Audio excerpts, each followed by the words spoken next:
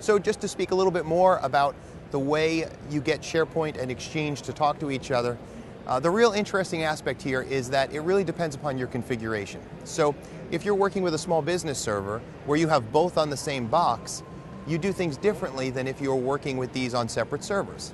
And so with small business server, if you don't have it configured properly, these two will never talk to each other, even though they're right next to each other on the same system. So one of the things that you keep in mind is that you don't enable SMTP services on the SharePoint side for the small business server, because that's the same server that's running Exchange. However, when you're dealing with the member server situation, you do have to install SMTP services on your SharePoint server. So you see, that's one difference between the two environments. The second interesting difference is that when you're working with the two-server environment, the member server environment, you actually have to go in and configure send and receive connectors so that you can actually say, I'm going to be sending mail to the SharePoint server and receiving mail from the SharePoint server. So that makes sense, but that's not the way it works when it comes to the small business server. You actually have to go into the Exchange management shell and you have to put in a commandlet that allows you to create a new foreign connector. Now, for Exchange server admins, that's not a big deal. But if you're a small business server admin, that can really be overwhelming, because everything in small business server is about wizards.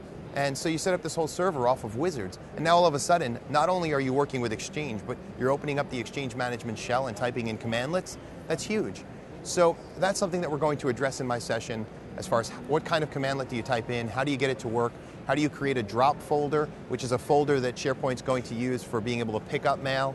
And so all of that is done in a more manual way on the small business server, as opposed to on the Exchange SharePoint side where you set up the SMTP services.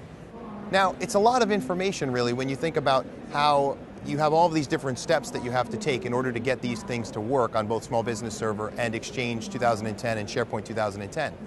And so what I did was I talked to TrainSignal and I said, you know, we have two courses. We have a Small Business Server 2011 course that was created by Ed Lieberman, a great course, and there are some sessions in the course, some lessons that I created dealing with the Exchange SharePoint connection. At the same time, we have a SharePoint administration course for 2010 that I created, and in that course I demonstrate exactly how to set this up between Exchange and SharePoint.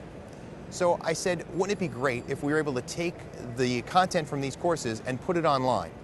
And so they agreed. They took the content, they put both of these videos online for free, and you can find that online on the Petri site. So we not only put the videos online, but they were completely transcribed, so you can read the whole transcript of the video, and all of the important screenshots from the video were put into the posting as well. So it's really great for those of you who are video learners. You can watch the video and you can learn the whole thing.